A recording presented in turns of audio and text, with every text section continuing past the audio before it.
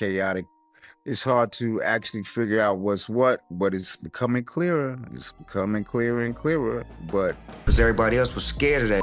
Right. Everybody, that's when Suge Knight was the monster, the boogeyman. Right. That's when he was the boogeyman. While the world was focused on Diddy's dramatic fall inside a Brooklyn courtroom, something else was quietly unfolding behind the scenes. Federal agents were reportedly moving in silence, reopening two major cases that could shake hip-hop history once again.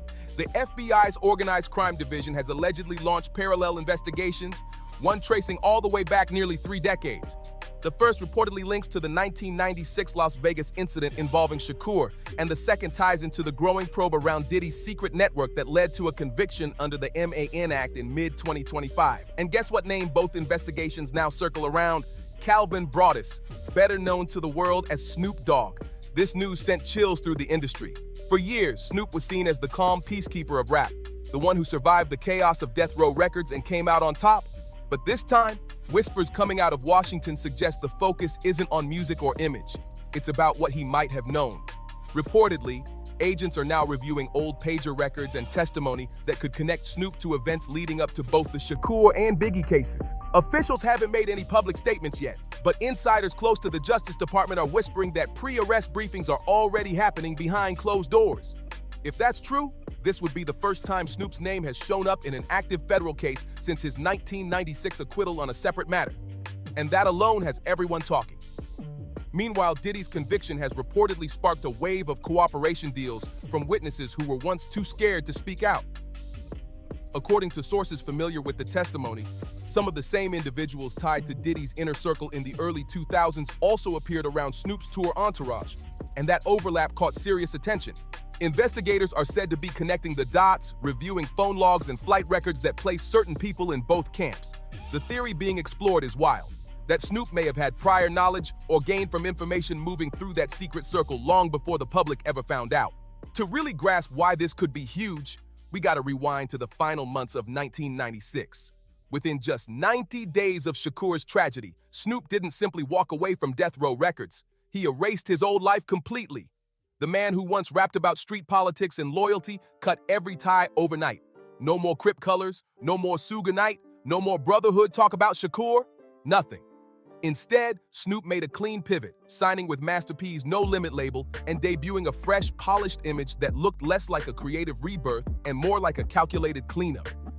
Back then, industry experts called it smart business. But looking back now, it feels more like someone wiping their fingerprints off something bigger. And that suspicion didn't fade with time. In fact, Suge Knight himself just poured gas on the fire.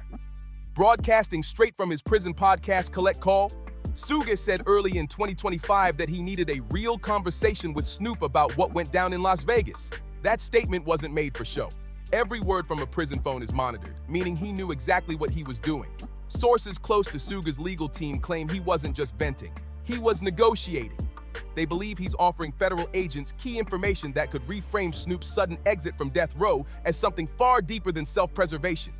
Around that same time, former Outlaws member Napoleon started bringing old memories back to life in his interviews. And what he's saying has people raising eyebrows.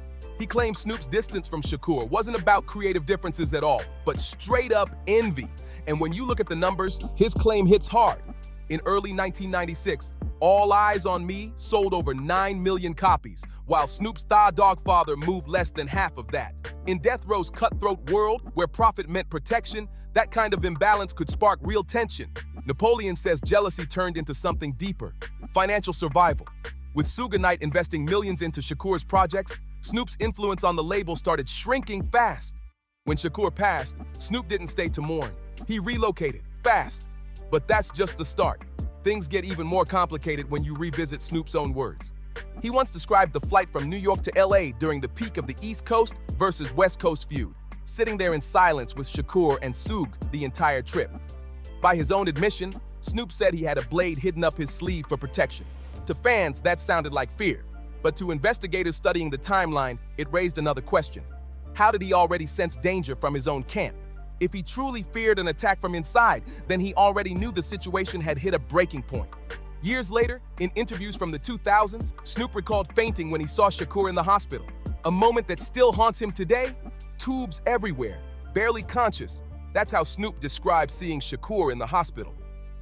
Afeni Shakur, his mother, reportedly told Snoop to get up, fix your face, and say goodbye like a man. It was a heartbreaking story of loss, but it also left fans asking tough questions. If their bond was truly that deep, why did Suge Knight later accuse Snoop of betrayal? And why did Snoop never speak up to deny Suge's claims directly? That silence became part of the bigger mystery. As the federal probe grew wider in 2025, singer Jaguar Wright, known for exposing what she calls the dark corners of the industry, reignited the conversation during an interview on Pi Morgan's show. She dropped a name nobody expected, claiming Snoop allegedly knew about both tragedies long before the public did, and described him as part of a circle of powerful insiders tied to Diddy's network. "Anyone who thinks he won't talk is crazy," she said, hinting that Diddy himself might have kept tabs on his own people. Within minutes, her words exploded across social media, reopening debates that had been quiet for decades. And what really got people talking was how her statements lined up with recent federal activity. Because right after Diddy's sentencing, prosecutors reportedly began quietly reviewing the connections between his so-called private gatherings. Sources tied to West Coast investigations revealed that several names from Diddy's early 2000s guest lists also showed up in old Death Row Records contact books seized during earlier raids. And while that might seem like coincidence, it was enough for federal agents to reopen certain files. The dots being connected now are too specific to ignore. Meanwhile, Suge Knight's Prison podcast keeps pulling in a bigger audience, and it's not by accident. In a recent episode, Suge spoke about an unnamed West Coast legend who left the label like someone who already had his bags packed before the tragedy even happened. The implication was crystal clear, and fans instantly linked the hint to Snoop. The timing of Snoop's deal with No Limit Records, signed just weeks after Suge's imprisonment, now looks a lot more strategic than spontaneous. Even Master P himself admitted that Snoop came to him while Death Row was falling apart, desperate for a clean escape. Moves like that don't happen overnight. That kind of timing screams preparation. By 1997, Snoop's full transformation was complete. His interviews shifted from talk of street loyalty to messages of peace and faith. He publicly denounced the same aggression that once fueled his rise, calling Tha Dogfather a true rebirth, a way to break free from the negativity that Death Row had demanded. It sounded like maturity, but skeptics called it damage control. By then, the FBI's first Shakur investigation was already collapsing from lack of solid evidence, and almost everyone tied to the case had either vanished or refused to talk. 2 decades later, the peace narrative ruled the headlines, and Snoop had become hip-hop's lovable elder statesman, calm, wise, untouchable. But behind that image, the contradictions kept piling up. When Suge Knight landed back in prison during the mid-2000s, Snoop suddenly began praising him as one of the smartest businessmen to ever come out of the West Coast. To some, it sounded like forgiveness. To others, it felt like careful diplomacy, especially since this was the same man Snoop once dissed on record. Still, Suge's own memory of their later meeting paints a way different picture. According to Suge, Snoop looked him in the eye and said, "I could have saved you."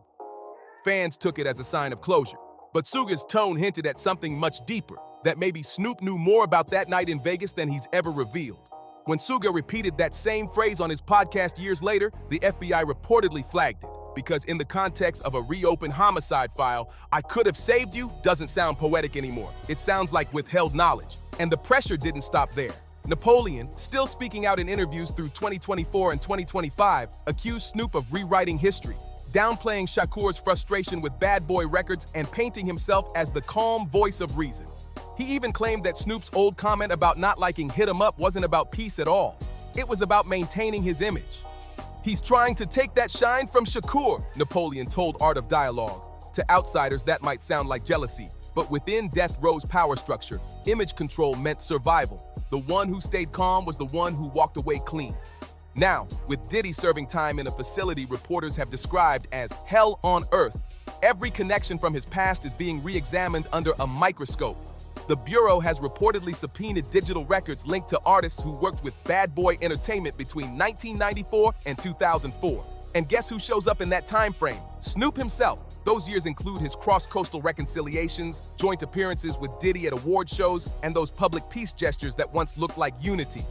But now, they're being reinterpreted as possible proximity to a much larger operation.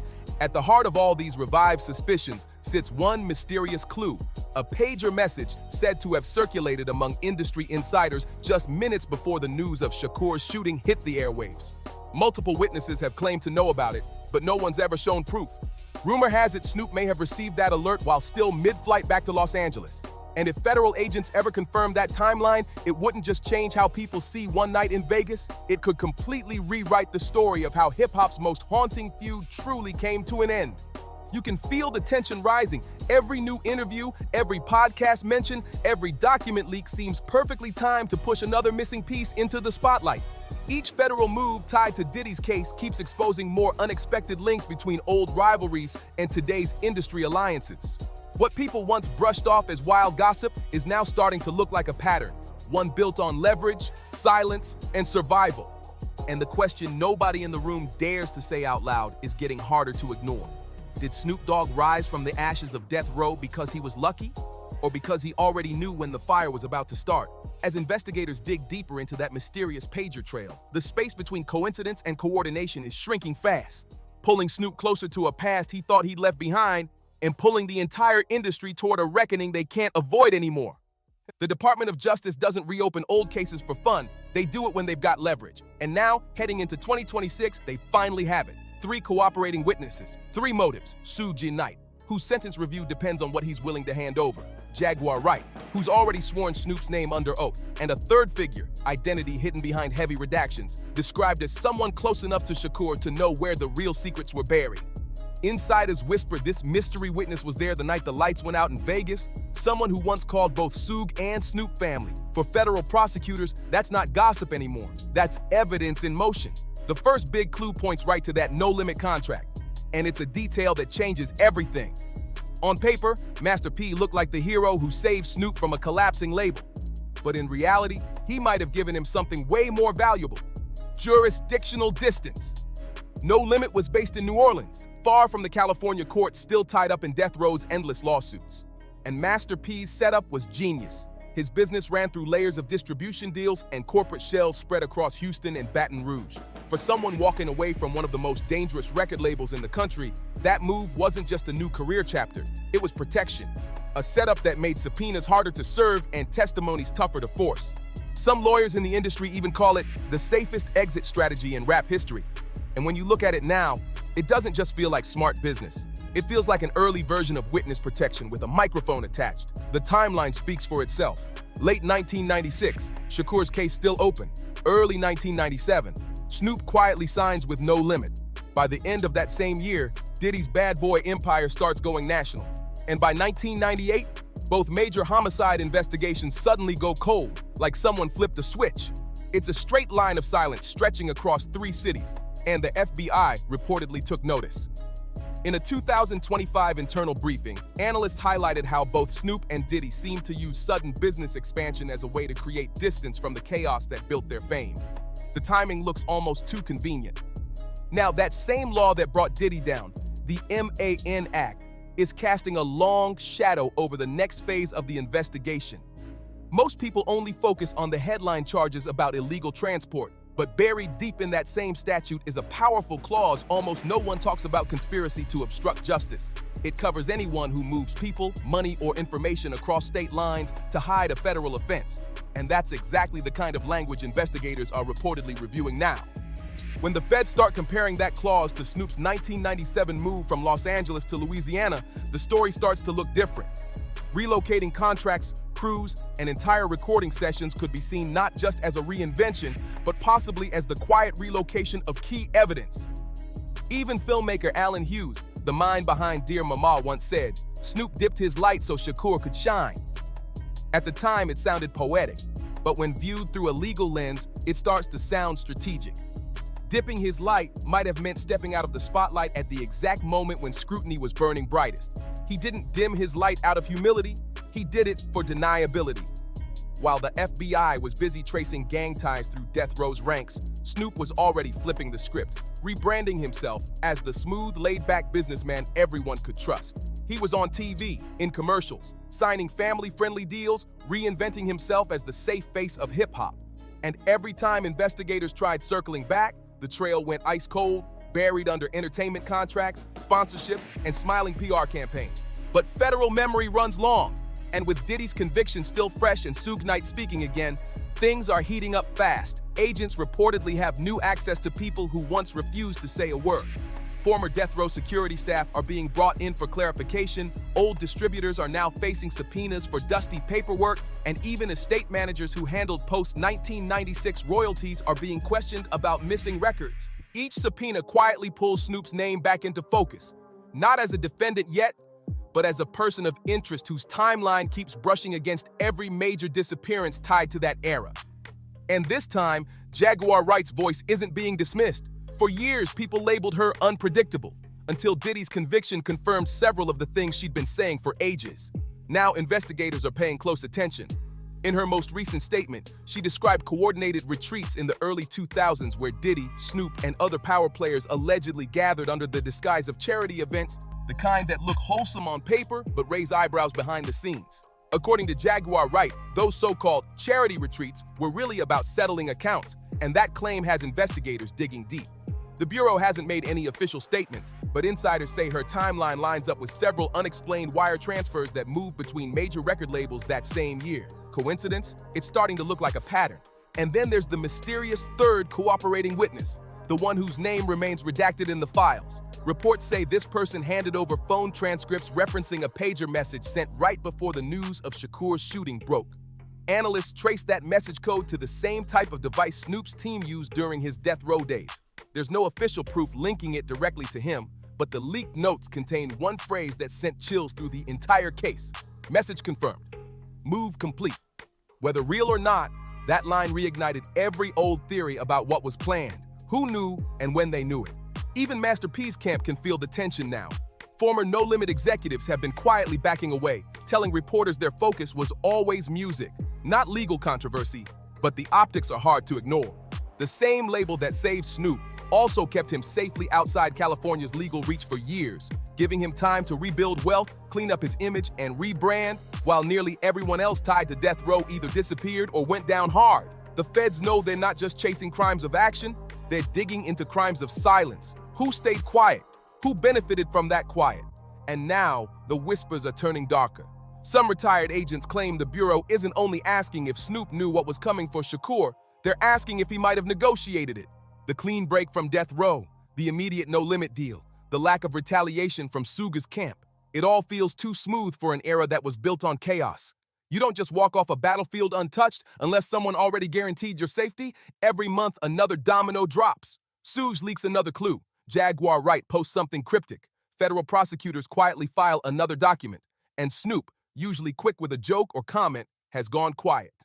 No statements, no denials. Just a string of polished, calm public appearances that feel less like confidence and more like containment. Because when you line up the evidence, the pager trails, the wire transfers, the missing witnesses, it doesn't scream innocence. It looks like a deal. The kind of deal that lets a man stay famous, free, and forever untouchable. And if these rumors hold even a grain of truth, the next indictment might already exist, waiting only for a signature. So what happens when the FBI decides that calm smile isn't charisma, but concealment? When the man who once symbolized peace becomes the centerpiece of a federal conspiracy case? Could the industry handle that kind of revelation? Or has it been living inside it all along? Tell us what you think in the comments. Don't forget to like, subscribe, and share. And we'll see you on the next one. Because remember, every legend has a secret, and some secrets never sleep.